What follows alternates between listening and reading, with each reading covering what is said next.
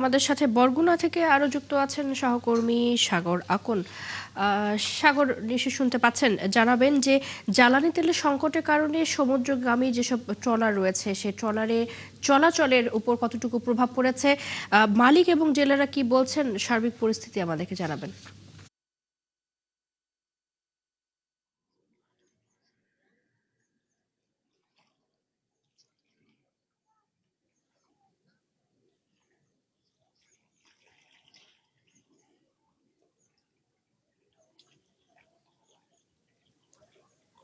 চৈতি, আপনি যেমনটি বলছিলেন যে আসলে জ্বালানি তেলের যে একটি সংকট তৈরি হয়েছে, আসলে এই সংকটটি যেমনি ভাবে তৈরি হয়েছে তার চাইতেও বেশি হয়েছে কৃত্রিম একটি সংকট।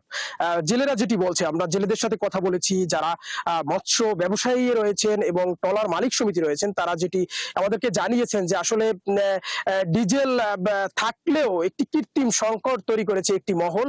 এই কৃত্রিম সংকট যদি তৈরি না করতো সেক্ষেত্রে কিন্তু যে সমুদ্রগামী যে হাজারের অধিক ট্রলার রয়েছে বরগুনার, আপনি জানেন যেহেতু দেশের দ্বিতীয় বৃহত্তম মৎস্য অবতরণ কেন্দ্র কিন্তু বরগুনার পাথরঘাটায়। আমরা দেখেছি সকাল থেকে ঘুরে যে পাথরঘাটার পদ্মা এলাকায় এবং পাথরঘাটা সুলিশ গেট এলাকায় শত শত ট্রলার নোঙর করে রয়েছে। শুধু জ্বালানি তেলের অভাবে কিন্তু তারা সমুদ্রে যেতে পারেনি ঈদের আগ থেকে।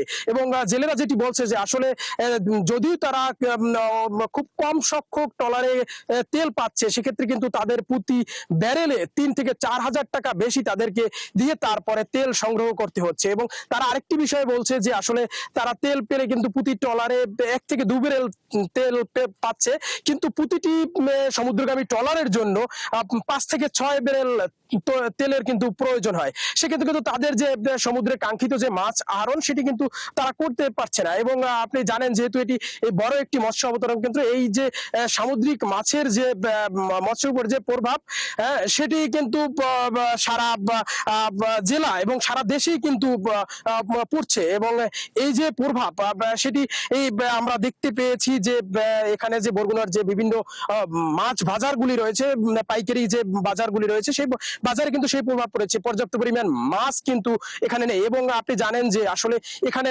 পাথরঘাটা থেকে এই যে বঙ্গোপসাগরের মাছ দেশের বিভিন্ন স্থানে কিন্তু এখান থেকে মাছ যায়। সেক্ষেত্রে কিন্তু এই যে মাছের যে চাহিদা সেটি কিন্তু পর্যাপ্ত পরিমাণ পূরণ হচ্ছে না। এবং ট্রলার মালিক সমিতিরা পাশাপাশি আরেকটি দাবি করেছেন যে আসলে মৎস্য বিভাগ থেকে আসলে তাদের জন্য যে কোনো ব্যবস্থা সেটি কিন্তু নেওয়া হচ্ছে না। কারণ হচ্ছে মৎস্য বিভাগ থেকে যদি এটি একটি ব্যবস্থা নিত, একটি পদ্ধতি করে দিত যে তেল সংগ্রহের জন্য, সেক্ষেত্রে কিন্তু সমুদ্রগামী যারা ট্রলার তারা কিন্তু নির্বিঘ্নে মাছ। সাগর, আমরা শুনছিলাম আপনার কাছ থেকে বরগুনার তেল না পাওয়ার যে পরিস্থিতি, সেই পরিস্থিতির খবর।